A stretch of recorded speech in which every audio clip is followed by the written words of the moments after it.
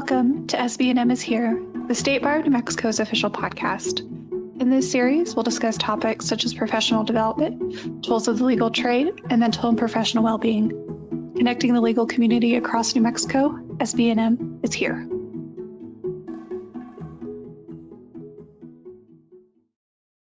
Hello, everyone. This is Morgan Pettit from the State Bar of New Mexico, and this is the SB&M is Here podcast, but with a twist. This is our first crossover episode with our other State Bar podcast. Nessa, you want to introduce yourself? Hello, everyone. I'm Tanessa Akins, the clinical coordinator for the New Mexico Judges and Lawyers Assistance Program, and I happen to be the podcast host for Legal Wellbeing in Action, and I'm very excited to be here with Morgan today. Yeah, so we were, excited to do this episode. Kind of, it's a two-flavored kind of thing.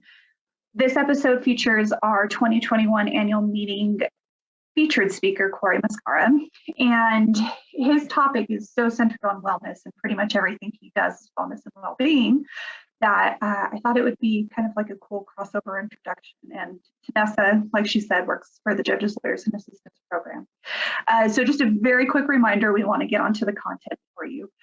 The SB&M is Here podcast is specifically legal topics, hearing from judges, attorneys, kind of the bigger realm of practice, and we wanted to reach as many people as possible, so we gave you the awful pun name of SB&M is Here, so we could be here wherever you are. But then from there, Tanessa developed her podcast, so I'll let her speak briefly on that, and then we'll introduce Cory and get rolling. Thank you, Morgan. And in late 2020, we developed something called the Wellbeing Committee. And through the Wellbeing Committee, we actually established this podcast with somewhat similar goals as SB&M is Here. And really that focused on the same audience, which is judges, lawyers, law students, but in source with a twist to hear local leaders talk about very important topics with well-being. And that could range anywhere between talking about hobbies that you balance in between your workload, or talking about something like secondary trauma by looking through different caseloads. So really, when you look through our episodes, we branch from many different well-being topics, and I hope that you have a chance to look at them. Yeah, can't recommend the podcast enough. It's very soothing, and even when they get excited, presenters, it's still very helpful, and it gives a lot of reflection, I think. So please make sure you tune into them as well as tune to us. Go Bulls. Yes. All right, so in today's episode, we have, like I said, the 2021 annual meeting speaker, Cory Muscara. I'm going to let Pam do the introduction, but I really just want to say that this episode, I know there's, just depending on who you are as a person, there's some hesitancy to think about meditation or self-reflection or self-care, but I think Cory really breaks it down well, and it's a practice of taking care of yourself.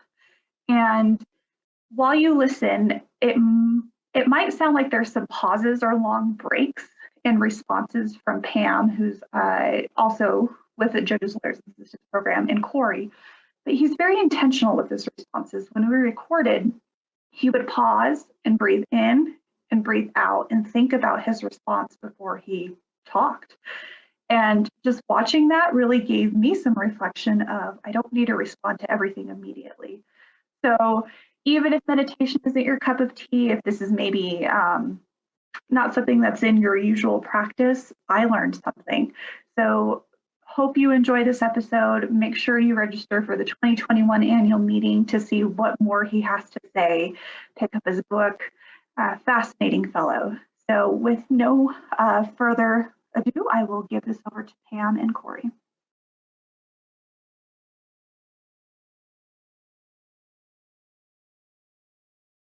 Good morning, Cory. I know people may not be listening to this in the morning, but it's morning that we are recording this. So, and thank you to Morgan for the introduction. And it is so nice to be with you here this morning. Likewise, Pam. Thanks for having me. Really excited to dive in. I am excited too. And I have so many questions for you. But I just want to give our listeners this. I mean, I've read your book. So Cory has a book. We're going to talk about that a little bit. Cory also has a website, corymuscara.com. He's got a text message community.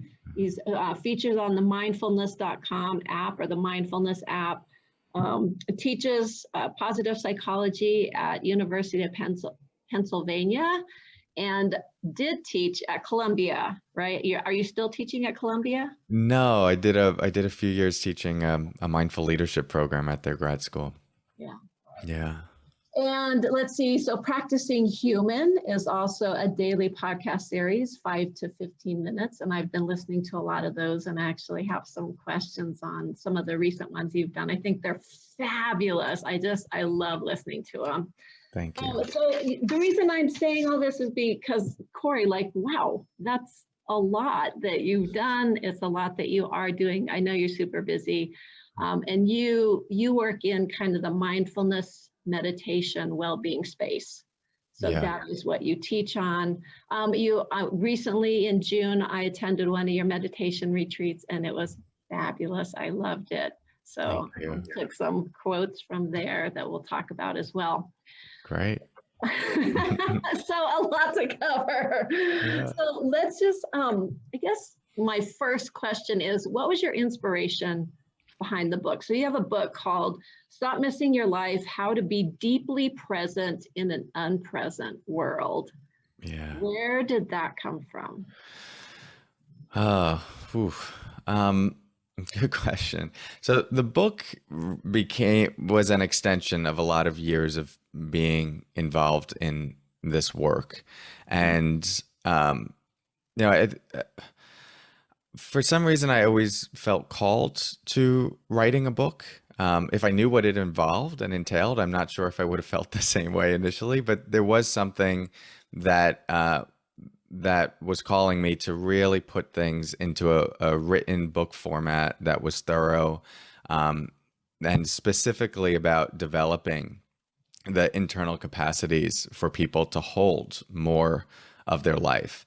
I think a big thing that I'm seeing these days is for a lot of folks, the mind, and we could even say the nervous system's capacity to hold the full range of life is limited for a number of different reasons. The various traumas of life, various distractions of life, and just the various discomforts of life that arise that make it difficult to actually stay present to the full range of what is arising. And then we tend to default to, okay, I'll only be present for the good moments of my life, and then I won't be present for the bad moments of my life. But what that tends to end up creating is an overall numbness, because we can't just shut out the bad and then just be open to the good. The system doesn't work that way.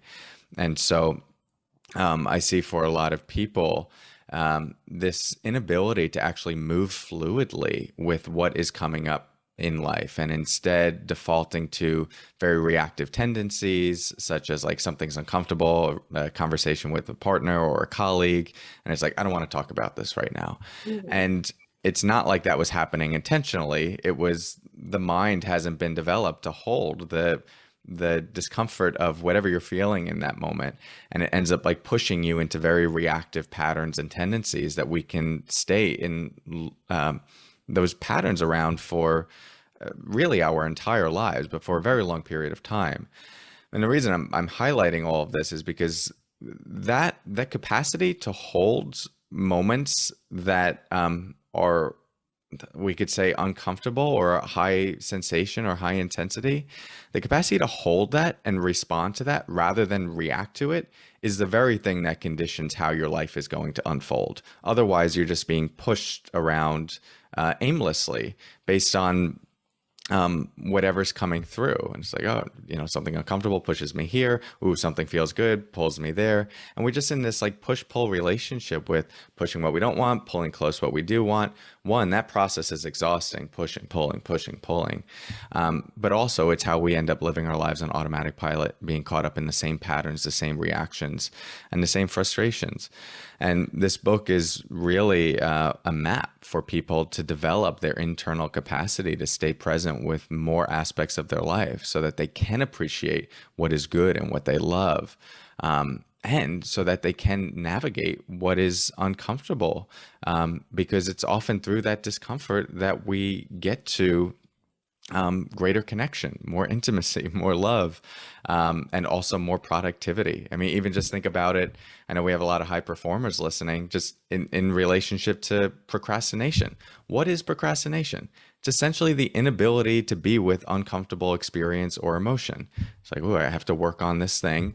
And it's like, there's a lot here that I don't want to do that feels like something in the body. It's like tension, maybe in the chest.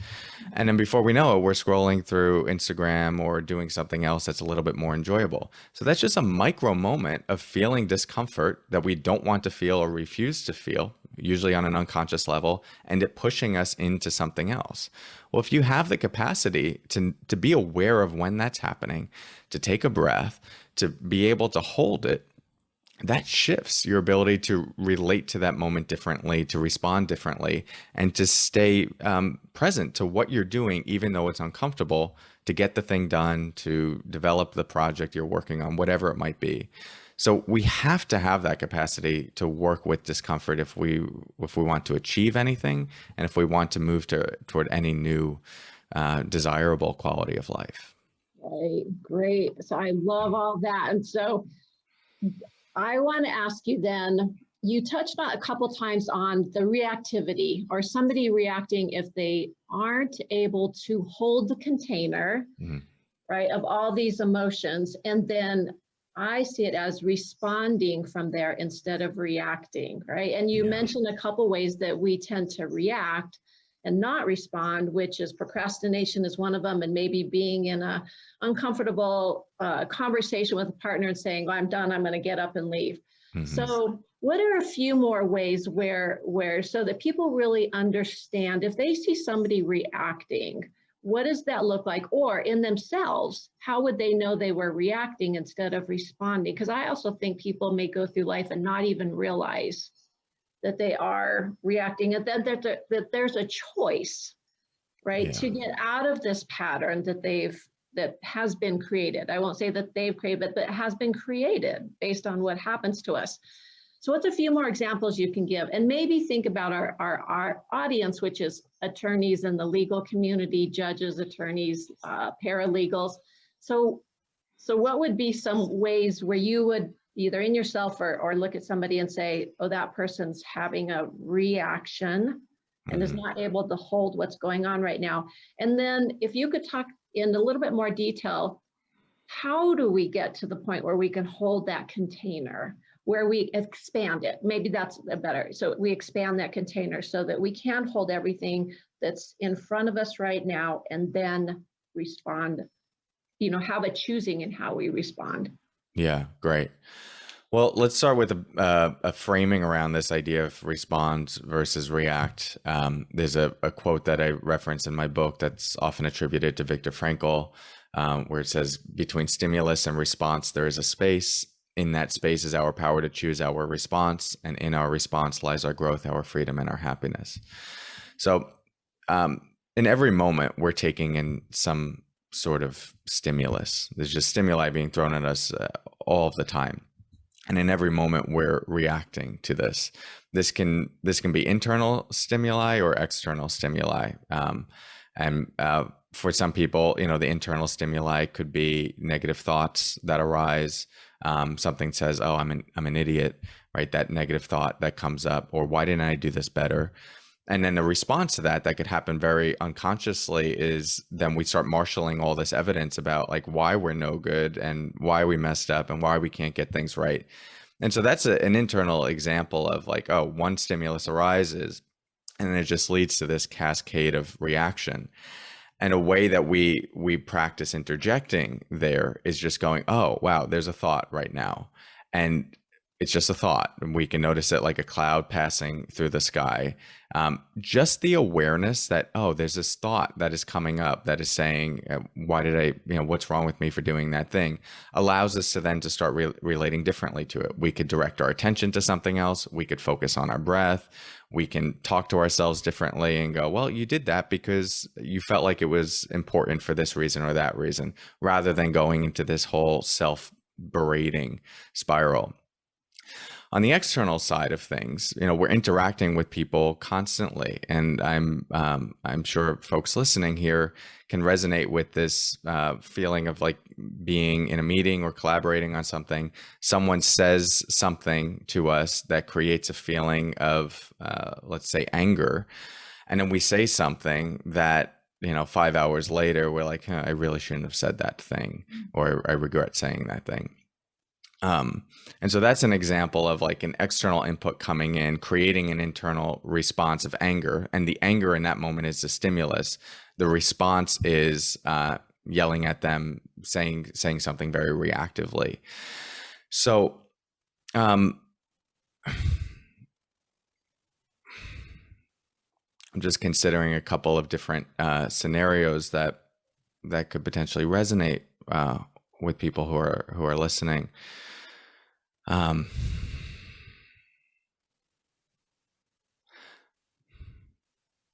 actually, even what I'm doing right now is a form of dropping into creating a response rather than a reaction.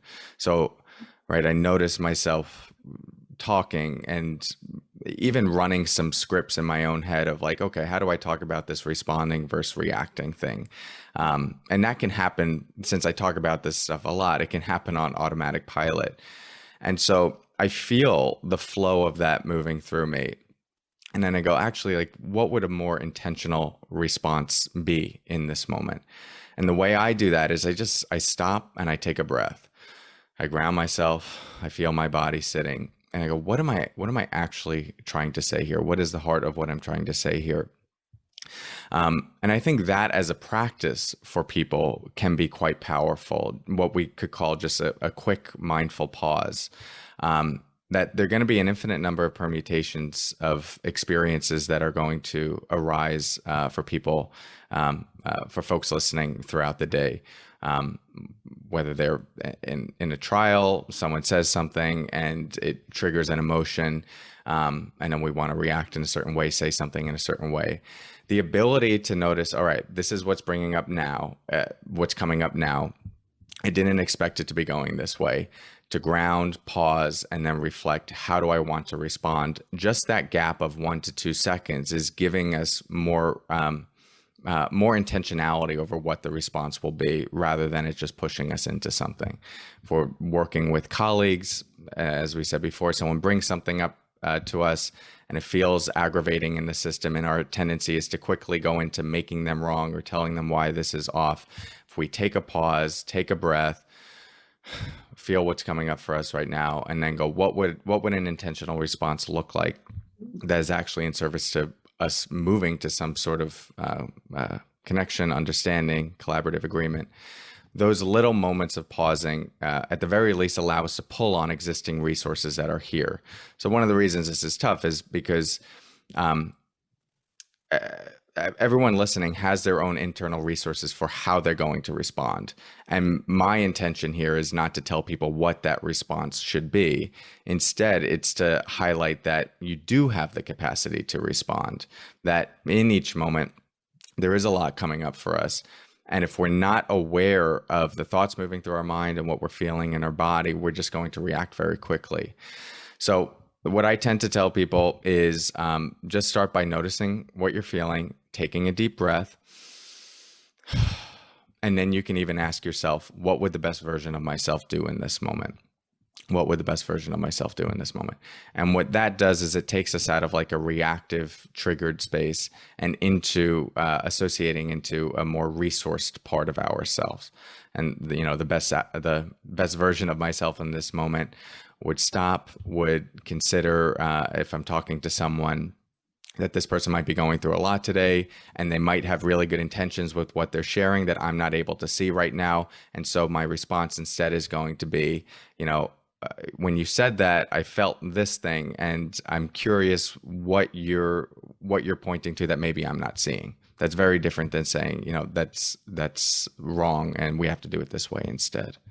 So taking a pause, regrounding yourself, and then asking yourself, what would the best version of myself do in this moment, is just one way that we can kind of insert ourselves into that space between stimulus and response. Right, I love that. And I love Viktor Frankl's, or he's attributed to that Yeah. quote. I love that quote. I've got it up on my board. So thank you for explaining that a little bit more, and really giving our listeners, a better understanding, or maybe a picture of what that would look like in terms of a reaction, and then what they would do in that moment, right? Yeah. And so one of the things that helps them expand that container or be able to do that in the moment, to say my brain's getting hijacked right now, or my nervous system is getting hijacked right now. I need to step back, not literally, but I do this all the time. I have to step back and take a breath, exactly what you said, and really feel what's going on in my body. What am I feeling right now? And breathe into that, and then respond from there. And it's a lot to hold. I find it a lot to hold. But I think that gets into meditation and why we practice meditation, because that helps us expand that space to hold all of that. And I think the more we practice meditation, the easier it is to access. And maybe even, like you said in the very beginning, we become more fluid with being able to do that. And so I want to talk a little bit about presence, because this whole book is about, presence. So you have a quote, or you have something you said on page 57. It says, people with presence feel both grounded and open, deeply okay with themselves, and able to share that okayness with others, able to experience the layers of their emotions and not be consumed by them. And there's no faking presence. Yeah. I love. So do you want to say a little bit about that? Because I highlighted that. I thought that was great. I think it kind of speaks to what you just said. And it really, it's those people that you're grounded, you're open, you feel safe with yourself in that moment. Mm-hmm. You're holding a lot, but you have that ability to hold a lot. Yeah. And so this whole book, is about, that's one piece of it. I want to get to another piece, but that's what I see as the majority or the big piece of this book. Yeah. Yeah. Great. And we could connect this to meditation as well. How it starts to develop these qualities. But for someone just, listening right now, you could even just imagine, what would it be like to be able to be more grounded, like an island of peace amidst the ocean of chaos in your life? I mean, just think about how much is coming at you in each moment, whether you're at work or at home or navigating difficult conversations or uncertainties. A lot of the times we are just like a leaf being swept around in the wind. It's like, oh, moments are good right now, and now I'm happy. The story of my life is going well. Moments are bad. Now I'm not happy. And it's just like a roller coaster ride. And if we could think of mindfulness, which is the quality of mind that we're developing in meditation, through this metaphor. So imagine a river going down a mountain. We could be two ways to be in relationship to the river. We could be caught in a river, smashing into the white water, having it push us around wherever it's taking us. Or we could be sitting on the bank of the river, watching it go by with a quality of groundedness and ease. In that scenario, it's the same river, same you, but you're taking a different relationship to the experience, and thus the experience changes entirely. One of the things we're doing in meditation is practicing stepping out of the thrashing of our life. And we do that on one level, like quite literally, by taking a dedicated period of time where we might step out of the noise of our life, of all of our to-dos, 5 or 10 minutes while you're sitting at your desk, closing your eyes, moments of stillness. But it's not like the internal world shuts off just because you did that. And anyone who's ever meditated before knows very much like, oh, my mind is still thinking. I still have emotions. Like I still feel the buzz of my caffeine from earlier on. I still feel restlessness. You're still navigating your life, even though you've just decided to be still. And so what we get to explore here is a different way of being in relationship to that internal experience that we would typically be swept around by. And so if we make it very simple, the very simple practice of like, okay, I'm just going to focus on my breath for 5 minutes. I make that the anchor point for my attention, in the same way that an anchor stabilizes a boat. We're giving our mind something to focus on. The inhale, the exhale, the inhale, the exhale. And then the mind and life is still going to do what it's going to do. The thoughts are going to arise that say something like, meditation is dumb. I don't want to do this. I want another cup of coffee, or there's donuts in the other room. And you feel pulled to that. Well, what is that? That's just some form of not being comfortable with what is here right now. You might talk yourself into it and have a whole story around like meditation is stupid. It's not for me. Like I'd much rather do that. And it might feel like it's coming from this noble place of understanding. But the heart of it is there's some form of discomfort here that you don't want to be with. And so what we get to train is notice all the ways the mind is convincing us that there is something better in another moment, or if I just did that, or if I just had that donut, or if I just checked my phone.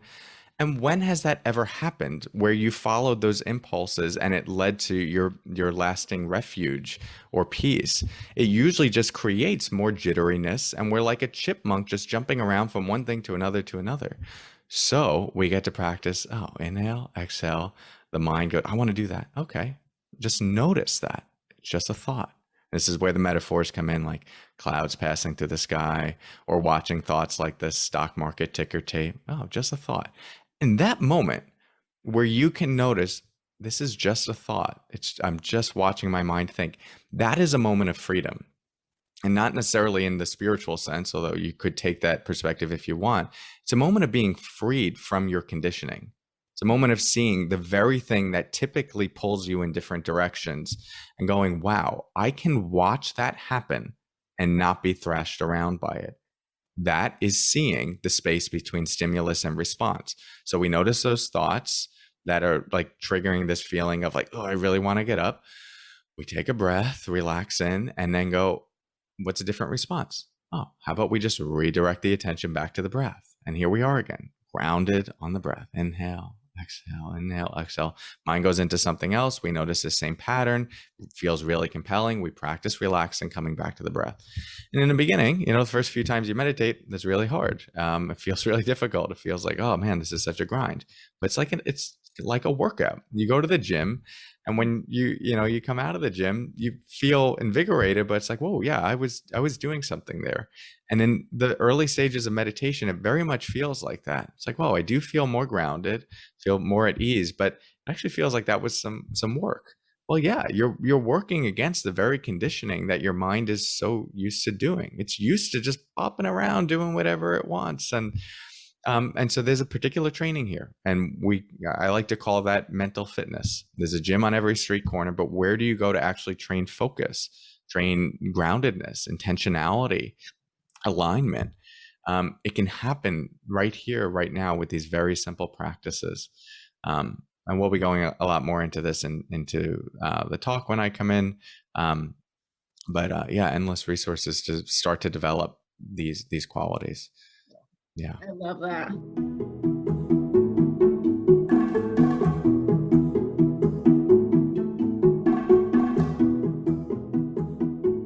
So that kind of leads me into the other part that I think meditation really helps with. And you recently talked about this in your episode 415 in Practicing Human. So it was the missing ingredient to living your best life. Yeah. I love that one. Thanks.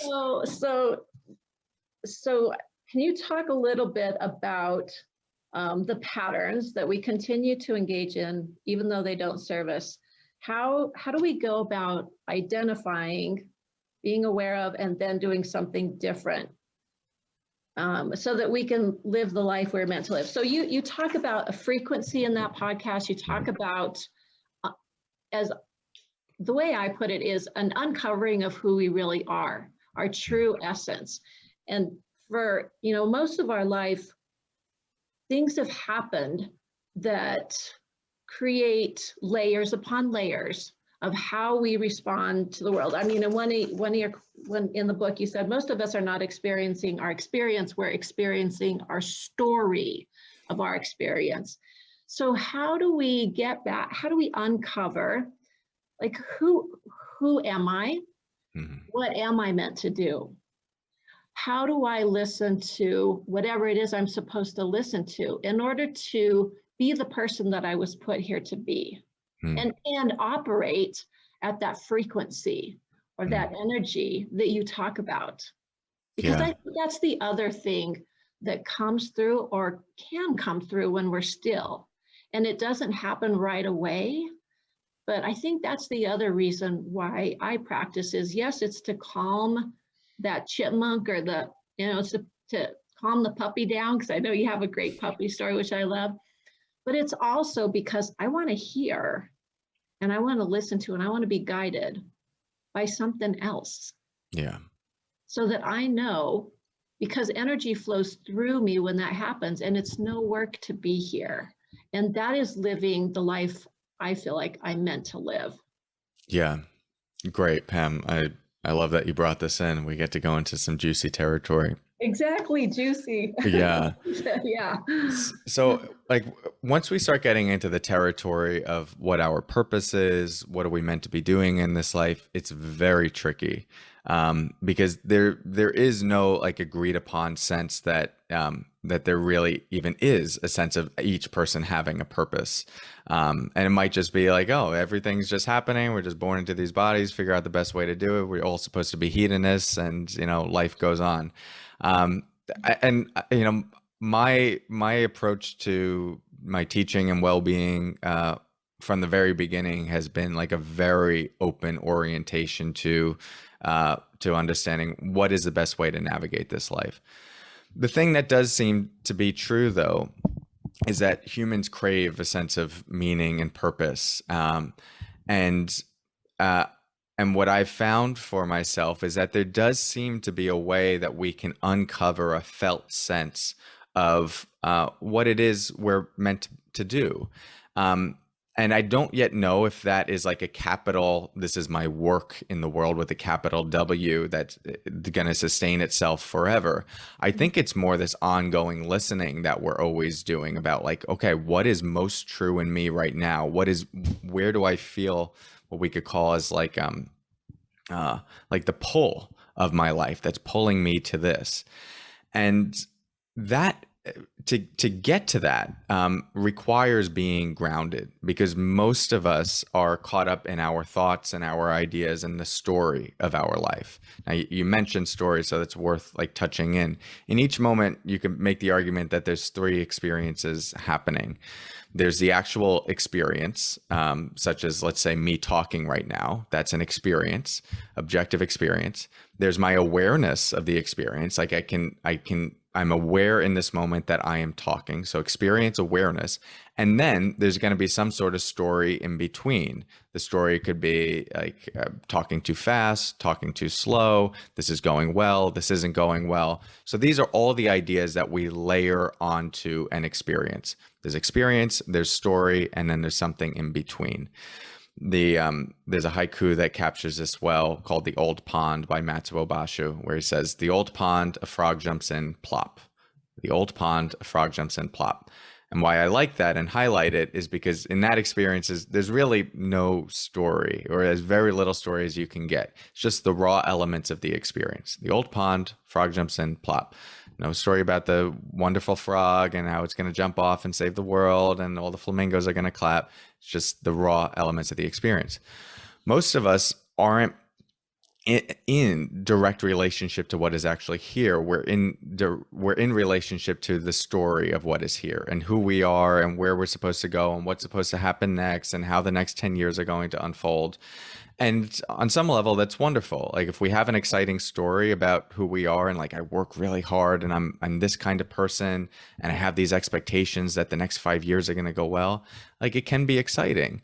But my encouragement always is to hold that lightly for a number of reasons. The first reason is just the very simple fact that when you attach your life to a story, you actually get disconnected from the intimate aliveness of your life, because now like it's the same reason why relentlessly adhering to some life purpose that you previously declared for yourself can actually get in the way of seeing that your life purpose has changed right now.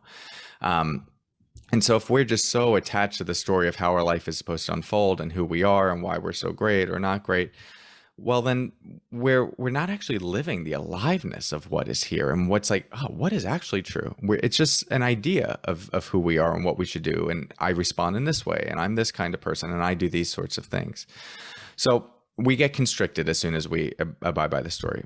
The other reason why should be some caution around living the story is because often it's not even our story, right? It's our parents' story, or it's culture's story, or it's this, maybe we're a really hard worker. But when we really look at why we're working so hard, there's this, like, we uncover, oh, like I'm doing this primarily out of anxiety and fear, because when I was a kid, the only way I got love in my house and a sense of safety was if I like got super straight A's and I came home and I was very productive and I did all my stuff on time. And then that's when my parents appreciated me and saw me and gave me praise. Right? We all have our own story like that.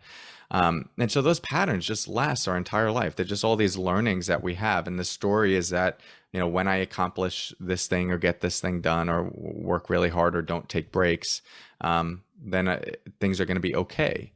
And we're not thinking that consciously. It's just like these programmed ideas that we have very subconsciously that were put in place at other points in time. So, just starting to notice like what those patterns are and how those stories are influencing our life are really important for being able to direct our life much more intentionally. Meditation helps us drop beneath those stories and just feel like the intimate aliveness of, oh, I'm just breathing right now. And it can feel incredibly boring at first because we're so used to being in the drama of our mind. And this is going to happen next. I'm going to close this deal. And I got these emails. And here's my to-do list. I'm going to get it all done. It's great. I do that all the time. I love it. And if we're just consumed by that, we're actually not connected with the being that is doing all of the doing. And we're going to deplete ourselves. We're going to burn out. We're disconnected from like why we're doing anything, what our actual sense of purpose is, and that we might want to be doing things differently. So to connect this to the missing ingredient of life that I talked about in that podcast is that this is all the first layer of just getting in touch with like, why am I doing what I'm doing in each moment? Like, what are the impulses that are driving me? And when we start to decouple our life from the story, we realize, whoa, there's actually a lot more space for me to respond rather than react. And then, like, what can happen is we can get caught up in very cognitive, mental ideas of what we want our life to be next. And it could be like, oh, actually, like I'm really drawn to being fulfilled and feeling a sense of ease and groundedness. Like that feels compelling to me. Like, what would it be like to be able to do my work from a more grounded place rather than just grinding myself into the ground and being burnt out and having to take all this time off because I'm exhausted. And so then we get caught up in, yeah, like I want to be a grounded person, but it's not something that we can just hold as an idea, as a mental script. It's something that we have to train ourselves to feel and hold. And that's what that whole episode was about, that so many of us have ideas of like a certain life that we want to live. But it's one thing to have an idea of like what we're trying to move toward. And it's another thing to be able to hold the felt sense of what that entails. And if you are only used to living a life of drama and noise and agitation, even though you might not like it, that is what your nervous system is used to. And your nervous system doesn't move toward what it wants. It moves toward what is familiar to it, which is why someone who might have grown up in an alcoholic household will say, like, I am never going to get in a relationship with someone who is like this. And then they end up finding themselves in the same relationships that just mimic the very thing that they saw with the parents that they were so frustrated by. It's like they don't want it on some level, but the nervous system is used to is used to a certain level of chaos. And so the nervous system is going to continue to move toward that internal drama if that's what we're most used to. And all of this, like the quick punctuation of it, is that if we're really interested in, let's say in this case, like dropping into living a life that feels more grounded and open and spacious, it has to come with the recognition that there's going to be a period of time where that actually feels uncomfortable, where when we drop into feeling grounded, the mind might quickly go, I don't really like that. And it's important to stay with the felt sense of like, no, this is stability. We're actually okay here. It's okay to not have to do anything right now, and relax into it rather than letting it push us back into our old patterns. It's an internal reorganization to a new experience, and that's where the word frequency or energy comes in, to a new like frequency of your life. And that doesn't have to be out there. Like frequency just sort of represents the buzzing of your nervous system, the thoughts that are moving through, the sensations in your body. And if all you're used to is like constant noise and agitation, well, that's like what you're going to continue. But if you like drop and be still, okay, well, there's a different sort of frequency there. There's a different sort of buzzing, and it can take some time for the system to go, oh, it's actually okay for us to be here. And if we don't recognize that, then we're going to sabotage the very thing that we want, because it's going to feel like, I don't like this. And then we just go back to the same patterns. So Cory, do you find, so you've, done meditation for a very long time, and do you find that you do get guidance, let's say? So you've been able to quiet, expand the container and really quiet the thoughts, let's say the inner critic or all those, what you should be doing. And does that leave room then for something to bubble up that is guiding your life? That is saying, Cory, go do this, don't go do that. Or if you're like, I don't know if I should take that job or that job, or be in that relationship or get out of this one. Like a lot of times I think we want some answers to what should I do, which is kind of where praying comes in. Yeah. But do you find that you do feel something, you hear, maybe not, literally, but there's some guidance, there's some direction, there's something that says, oh, I know I should go that way? Yeah. Thanks for bringing it back to that. I feel like I might have gotten a little off that original point. But yes. So,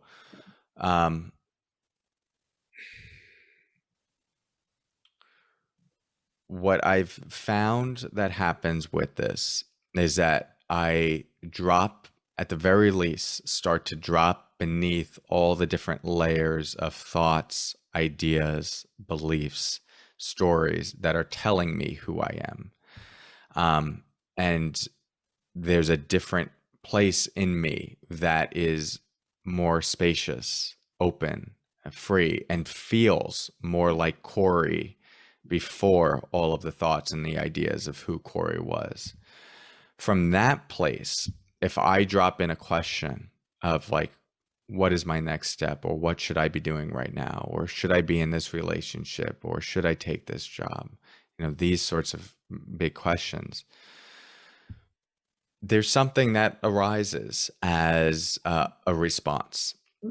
For me, it tends to be in my body. Like I'll feel an openness in relationship to let's just say, like, should I do the speaking engagement or not? Just like, there's actually something in me that feels quite open. Or other times, like I'll feel like a little contraction around my chest. And that's what I would call a form of like inner guidance. That is, because we can all pull out the Excel spreadsheet and go like, these are the strengths of this decision, these are the weaknesses of this decision. And that's all, there's a place for that in certain contexts. But to lead our life just through that perspective can really be depleting, because it's just a mental way of living your life. And if you think of just like Martin Luther King starting a civil rights movement, it's not like he was sitting in his room with an Excel spreadsheet, like mapping out like the pros and cons of this. Like there was just something deep saying like, this is what needs to be done.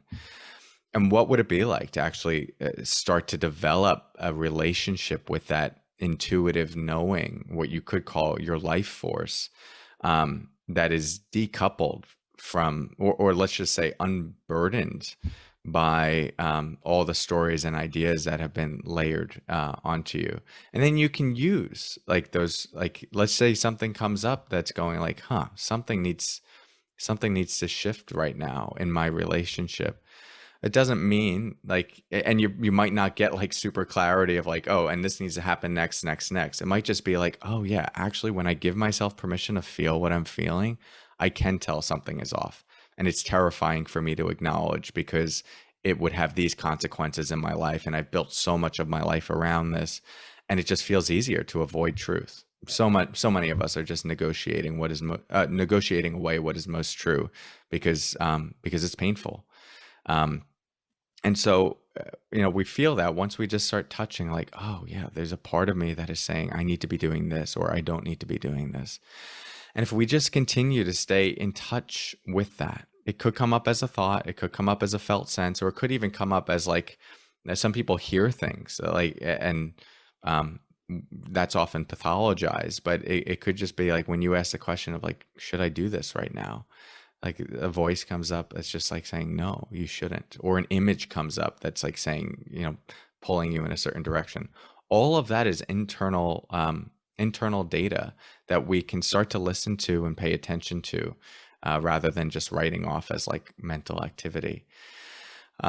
And we really only have access to that being a form of wisdom when we drop beneath the noise and the waves of our mind, which is where meditation comes in. And so if someone were really interested in this, I would suggest like they take 10 minutes, be with your breath for a bit, feel your body, like feel your feet rooted into the ground, and just start to get in touch with that place in you that is not being swept around aimlessly by the thoughts in your mind and the drama in your mind. And when you start to feel like, okay, yeah, I am a bit grounded, then ask a question. Like, what is, you could ask big ones. What is my purpose? Or what's the next step for me right now? Or like in relationship to one's work, like what should I do in this scenario? Like what is actually, what feels right in this scenario? And this can easily be written off as like, I don't want like spiritual nonsense, I guess. Not nonsense, but just like, oh, that's the realm of spirituality or like intuition, but this is the realm of work where decisions need to be made like through logic. And for that, I would tell people to check out Dan Kahneman's work, like Thinking Fast and Slow, that we have different systems in like system 1, system 2 that that like give us spontaneous insights of like, this is what is to be done right now. And then the other system comes in to help us figure out the structure for how to get there and what to do and the goals and how to chunk it down. But most of the great insights and often like what a lot of that research shows is that like big things that are put into action and place that are like transformative come from these spontaneous knowings. It's like, I don't really have words for why, but it's just this intuitive sense of like, this is what is right. And then we bring in the other mind that helps us get there. And to just further demystify intuition, like we could also view intuition, like your felt sense of what should I do in this scenario, as just the accumulation of your expertise in a particular domain. Like you've seen so many scenarios like this. You've seen how that facial expression typically means this so many thousands of times, that there's just an intuitive sense in your being that's built on data of like, I can't tell you why all the specifics are leading to this, but the felt sense of like, this is what needs to be done is not coming from, let's say, just some divine place, but it's actually coming from your expertise in a particular domain. And I think like learning to trust that is really powerful and important. And it's just it's a form of making decisions that many of us are disconnected from.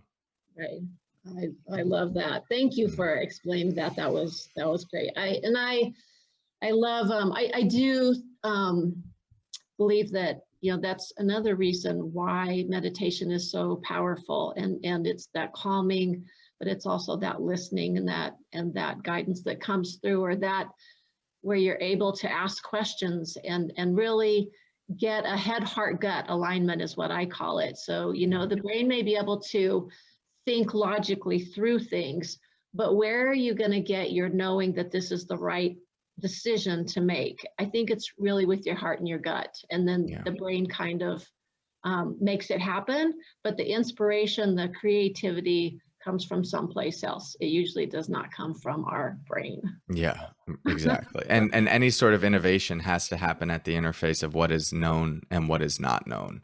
And if you're just operating in your existing models of how things should be done, there's never going to be any sort of creativity, imagination, innovation, or change.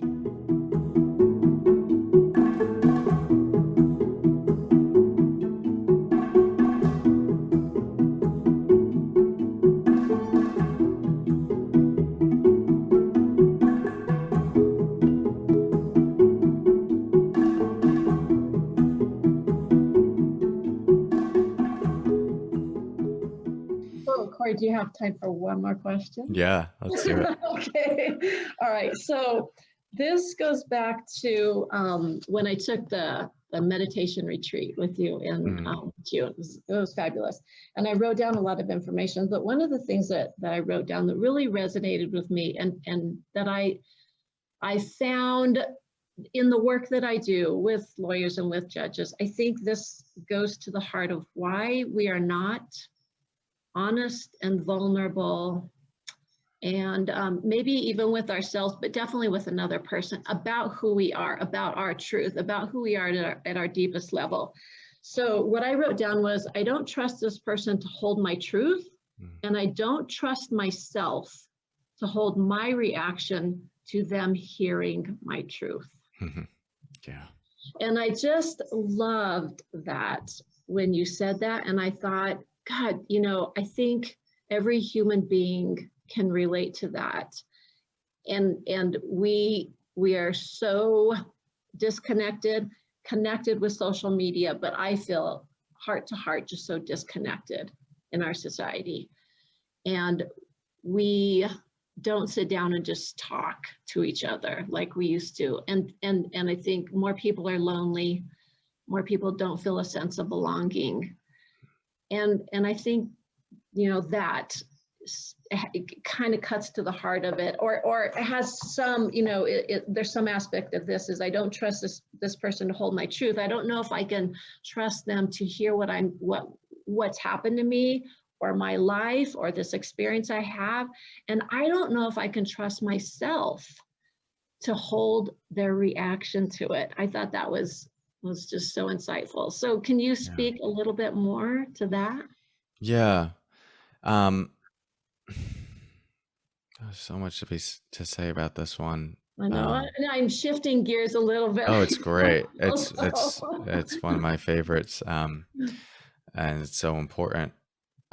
So let's just look at this at the relational level. And we could even just say a romantic partnership.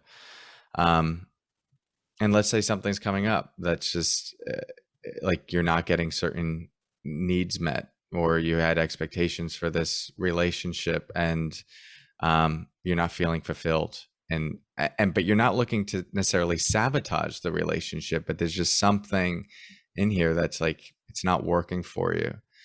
And so the first part of this is like, do I trust this person to hold that? Like, to have to tell someone that maybe you've committed your life to, or that you love deeply, like this isn't working for me right now.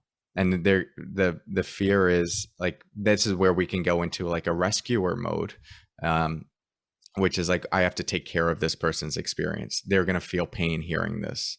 And we don't trust them in their sovereignty to navigate their own pain. We might not be thinking that consciously, but there's just this felt sense of like, I can't do that to that person.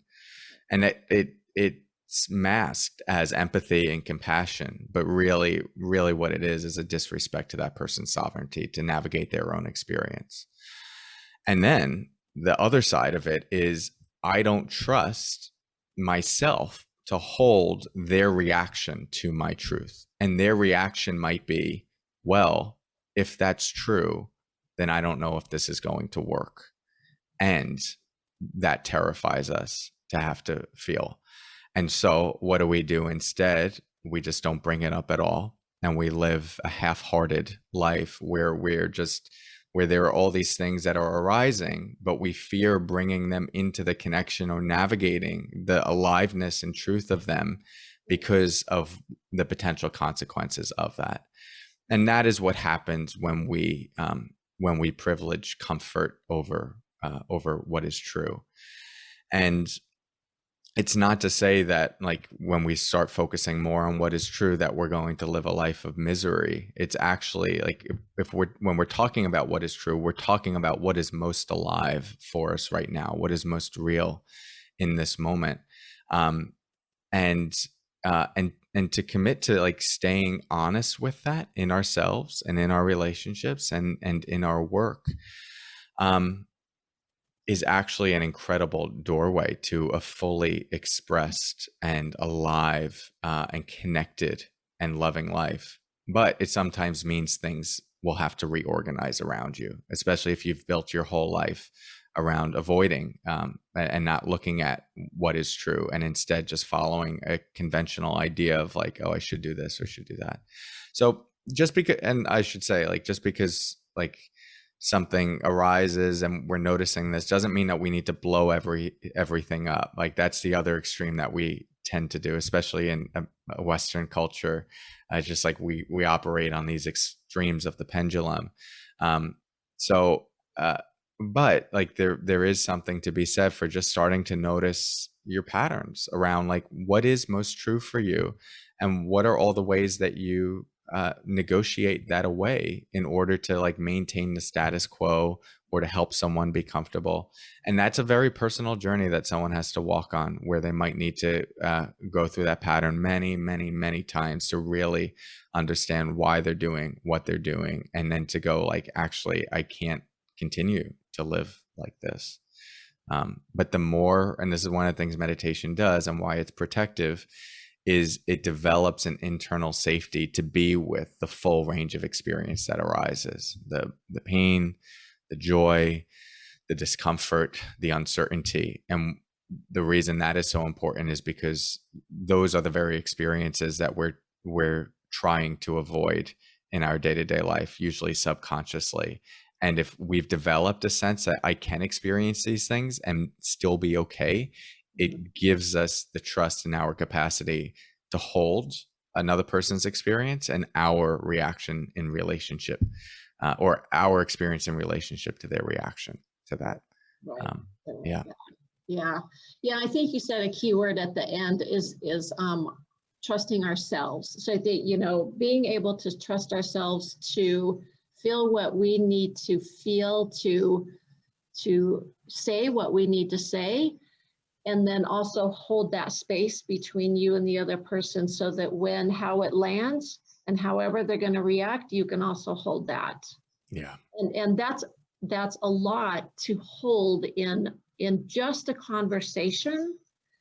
It's our stuff that we hold, but we're also holding the space between the two people. And so to be able to trust ourselves to do that and feel confident and safe in ourselves to be able to do that is just huge. And I think, this kind of brings us back full circle, is why the practice of helping ourselves do that, why the meditation practice and building, expanding that container to hold all this is to also be able to confidently experience life one moment at a time and know that we are safe in whatever we're feeling, and that we will be able to hold all experiences, and then pause and step back and respond from there, and actually choose our life, choose the life experiences that we want to have, and not just have life come at us and we're kind of on this roller coaster, just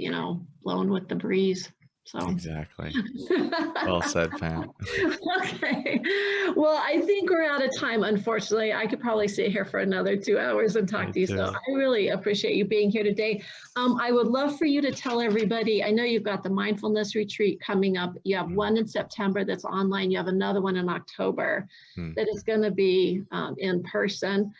So, last words on where people can find you if they want to learn more. I know you're on YouTube.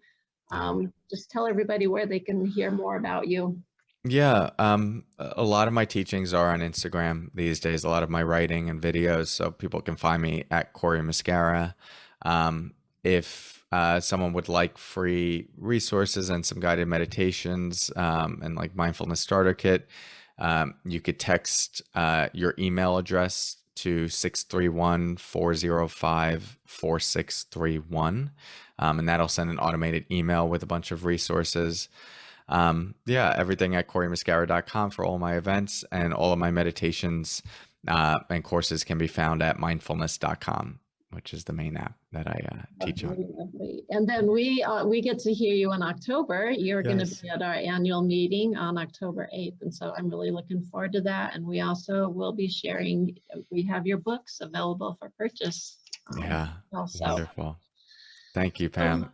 Thank you, Cory. Thank you for being here. Thank you for having the discussion with me by answering the questions. And it's just, I love talking about this. So I'm following, I listen to your podcast, and they're wonderful, fascinating. So thank you for what so you much. Do. Yeah, it was great to be with you. Thank you for listening. This episode was produced by the State Bar of New Mexico's Member Services Department and Judges and Lawyers Assistance Program. All editing and sound mixing was done by Blue Sky eLearn. Intro music is by Kevin McLeod at Incomtech. The views of the presenters are that of their own and not endorsed by the State Bar of New Mexico. Nothing said in this podcast is legal advice for you.